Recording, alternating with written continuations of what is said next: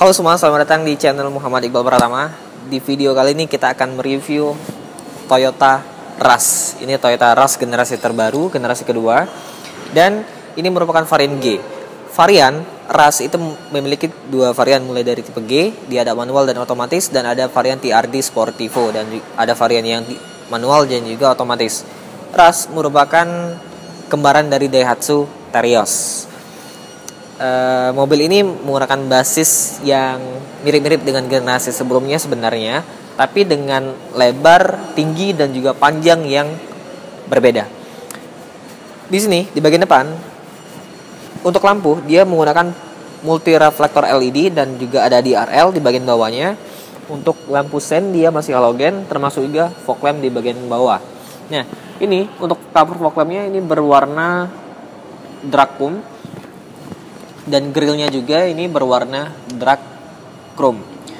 Untuk yang varian TRD Sportivo, di sini ditambahin body kit ala TRD yang kesannya itu lebih sangar. Tetapi kalau yang varian G juga terdapat diffuser yang berwarna silver di bagian bawah. Dan juga untuk bagian kap mesin ini lebih terlihat berotot daripada yang generasi sebelumnya. Secara overall tampilannya berubah daripada yang generasi sebelumnya.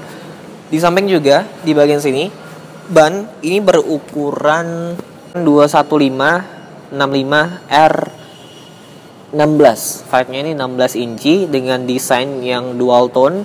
Ini bannya menggunakan Dunlop NASF. Dan juga untuk sistem suspensi, untuk suspensi depan dia menggunakan MacPherson, tapi untuk yang di bagian belakang karena dia rear wheel drive, dia menggunakan trailing seperti itu. Jadi gardan solid. Di sisi sini terdapat aksen black dove yang menjadi over fender dan juga ada body kit di bagian bawah sini. Jadi kesannya itu ala-ala SUV. Termasuk juga plusnya, mobil ini memiliki ground clearance 220 mm.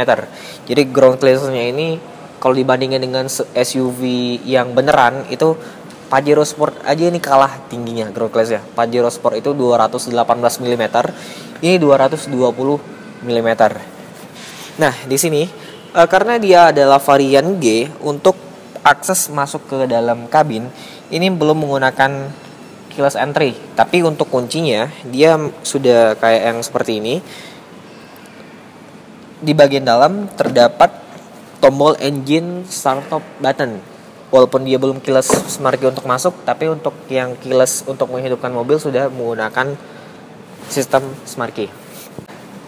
Di bagian atas tetap terdapat sebuah roof rail, dan di sini juga untuk overhang belakang ini cukup lebar. Ini berefek terhadap akomodasi bagasi di baris ketiga dan juga penumpang di baris ketiga. Nah, terus di sini, nih ya, kalian bisa lihat tinggi saya 170 cm.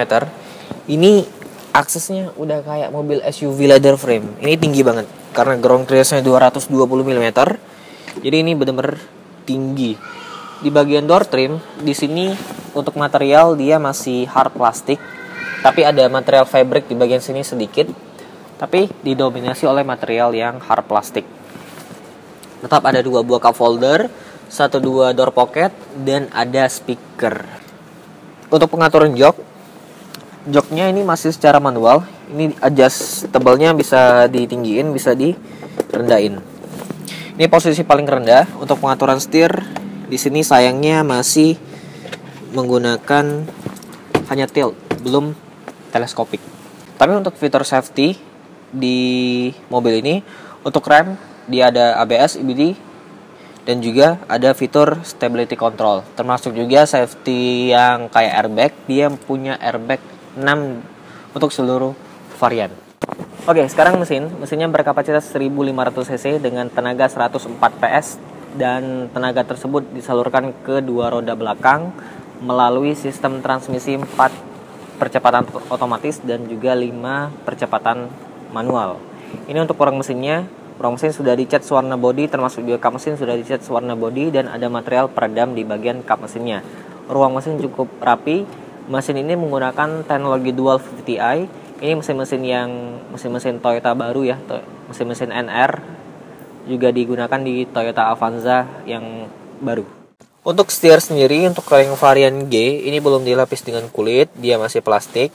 Dan di sebelah kiri dia ada audio steering switch, dan di sebelah kanan ini kosong, nggak ada tombol lagi.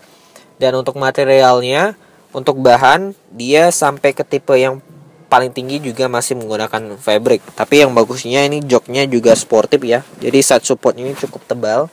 Jadi dan juga skornya cukup empuk. Pengaturan ini masih manual tentunya.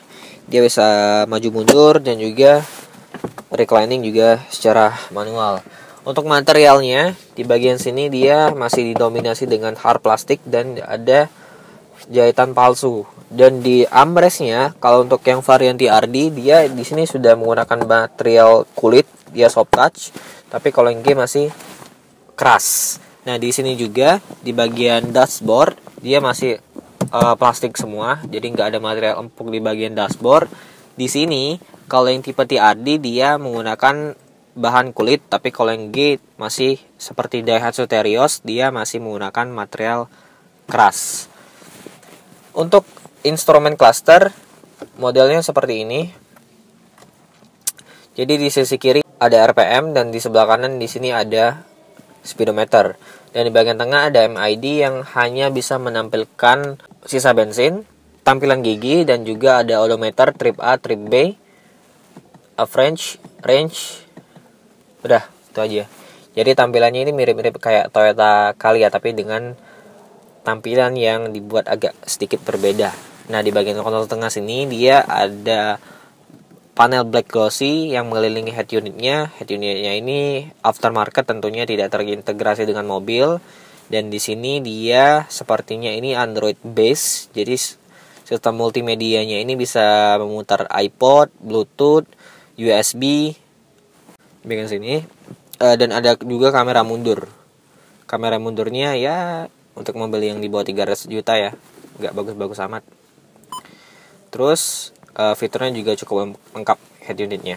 Beralih ke bagian bawah, dia ada indikator safety belt 5 titik ya untuk penumpang depan dan juga penumpang belakang 3 titik. Di bagian bawahnya lagi ini ada AC yang sudah digital, tapi sayangnya belum auto climate control. Nah, untuk yang varian TRD sudah menggunakan auto climate control. Tapi sayangnya juga di sini belum ada pengatur arah semburan. Arah semburannya hanya ke depan, jadi belum ada arah semburan ke bagian kaki. Di bagian bawah ada 12 volt power outlet tapi belum ada USB. USB hanya di head unit. Di bagian sini ada laci penyimpanan terbuka dan model transmisinya ini sama persis dengan generasi sebelumnya, model Get Type yang kuno. Ini kuno banget sih, harusnya diganti. Di bagian sini tetap ada rem parkir yang modelnya manual, dan beralih ke sini dia ada console box yang ini kayak tambahan ya. Kalau untuk yang varian TRD ini sudah dilapis kulit, tapi kalau untuk yang varian G ini belum dilapis kulit. Ini masih hard plastik dan finishingnya ini kasar. Ini kasar banget. Dan sebenarnya ini tuh nggak ada console box. Jadi kalau bisa lihat di bagian bawah sini sebenarnya ini ada 2 buah cup holder, tapi ditambahin oleh Toyota sebuah console box yang ini goyang. Dan penyimpanan juga cukup gede ya. Tapi lumayan lah ya untuk menjadi sebuah sandaran tangan, tapi nggak proper juga. Nah, untuk pintu di bagian belakang ini cukup ringan daripada yang pintu di bagian depan, dan materialnya tetap sama, dia didominasi dengan hard plastik. Jadi nggak ada material soft touch di sini. Ini ada jahitan palsu lagi, dan dia kayak Calya ya. Dia ada cup holder yang menyambung sampai ke bagian armrestnya. Dan di bagian bawah juga ada door pocket dan juga ada cup holder dan ada speaker. Nah, bicara soal speakernya ini cukup banyak ya ternyata.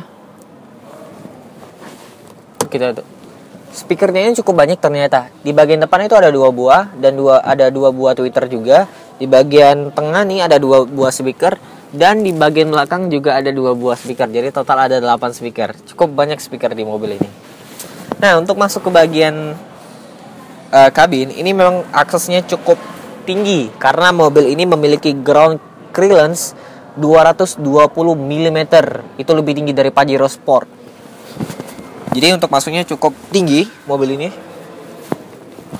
Nah, di baris kedua ini joknya fabric, dan untuk pengaturannya dia bisa maju mundur. Ini posisi paling mentok.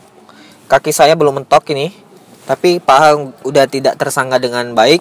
Kalau dibuat mundur, sangat mundur. Ini legroomnya ini sangat lega. Ini saya set posisi jok paling rendah, jadi kaki itu nggak terlalu lega di bagian bawah sini. Untuk reclining juga bisa diatur lewat sini. Nih, oke. Ini posisi paling rebahnya untuk recline. Ini sudah cukup proper untuk berkendara jauh dan tidur. Sayangnya memang belum ada armrest. Oke, coba saya majuin lagi. Ini ada 3 buah headrest yang adjustable, dan untuk safety belt dia ada 3 titik untuk ketiga penumpang.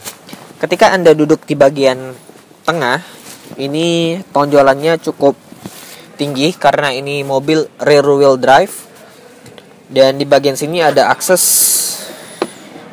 1 buah cup holder lagi, tapi nggak ada colokan USB atau 12 volt power outlet. Tetap ada ini ya, AC untuk penumpang belakang, double blowernya. Dan juga untuk safety-nya, mobil ini sudah memiliki stability control, traction control, dan juga hill start assist yang menjadi standar untuk seluruh varian. Termasuk juga memiliki 6 buah airbag. Ini fitur safety-nya lebih baik daripada Toyota Fortuner yang sebelum facelift. Nah, sekarang kita coba akses untuk duduk di baris ketiga. Ini pelipatannya, dia one touch tumble.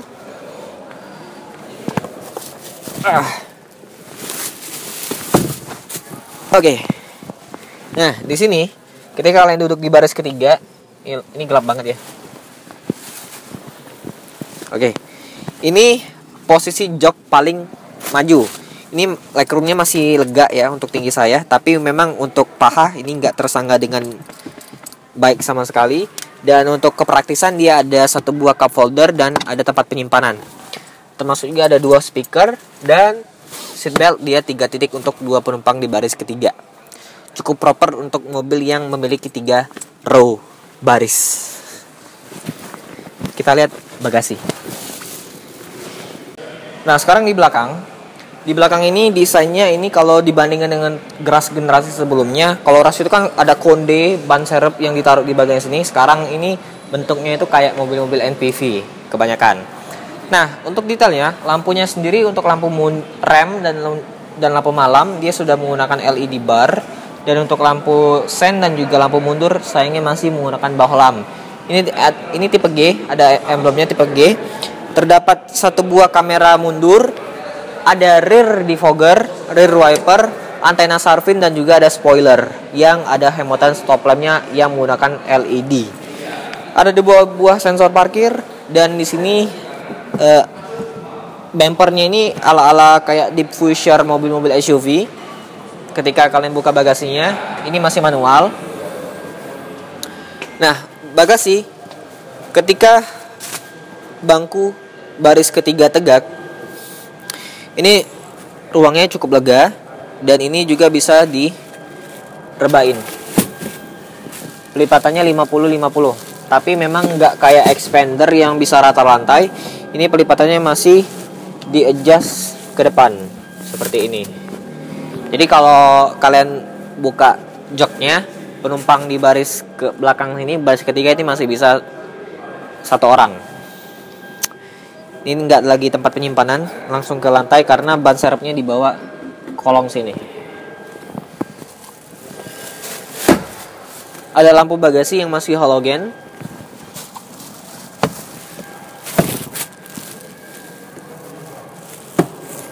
Oke, jadi gimana sih kesimpulan dari Toyota Rush? Well, inilah sebuah low SUV yang sebenarnya ini menurut saya pribadi ini berada di kelasnya tersendiri, karena untuk rivalnya seperti misalnya Xpander Cross itu adalah sebuah MPV yang ditinggiin yang menjadi sebuah crossover. Nah, ini adalah pure sebuah SUV yang menggunakan basis leather dan juga berpenggerak rear wheel drive. Oke, buat teman-teman yang cari-cari mobil Toyota bisa kunjungi Tunas Auto Graha, tepatnya itu di Jalan Perintis Kemerdekaan nomor 8 Palembang. Dan di sini menyediakan line up mobil Toyota yang sangat lengkap, termasuk juga pelayanan ruang tunggu dan juga tempat servis yang besar. Terima kasih yang sudah nonton. Sampai jumpa di video selanjutnya. Jangan lupa klik like, subscribe, dan juga komentar di bawah mengenai Toyota Rush yang terbaru. Sampai jumpa di video selanjutnya. Bye-bye.